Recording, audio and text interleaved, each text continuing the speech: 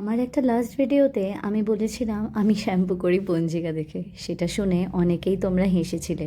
না গো, সত্যি বলছি, মানে ব্যাপারটা অনেকটা ওরকমই, সত্যিকারে পঞ্জিকা দেখি না। যাই হোক, আমি না সপ্তাহে 2বার শ্যাম্পু করি, কেননা আমার প্রচণ্ডভাবে অয়েলি স্ক্যাল্প। আমার যতদূর মনে হয়, একদিন শ্যাম্পু করার পর থেকেই মনে হয় যেন প্রচণ্ডভাবে তেলতেলে হয়ে যাচ্ছে চুলটা। সেই জন্যই আর কি, সপ্তাহে যদি 2বার না করি তাহলে আমার ভীষণভাবে অস্বস্তি হয়। তার ওপর আমি যে জায়গায় থাকি এখানে এত ড্রাই ওয়েদার আর এত ধুলো বালি যে কি বলবো। একদিনের পর থেকেই মনে হয় যেন চুলটা যেরকম চিটচিটে তেলতেলে হয়ে যাচ্ছে, ঠিক সেরকমভাবেই উপরের সারফেসটা মনে হয় যেন একেবারে ধুলোয় ধুলোময়। মানে এটা আমি হাত দিলেই বুঝতে পারি।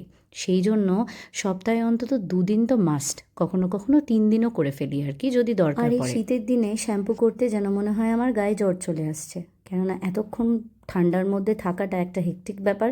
তার থেকেও বড় কথা, ওই যে শ্যাম্পু তারপরে মাস্ক এই সমস্ত লাগিয়ে 10 ঘন্টা ধরে হেয়ার ওয়াশটা যেন একেবারে, মানে কি বলবো, ভয়ঙ্কর একটা জিনিস। যাই হোক, কিছু করার নেই, করতে তো হবেই, তাই আজকে করে নিয়েছিলাম।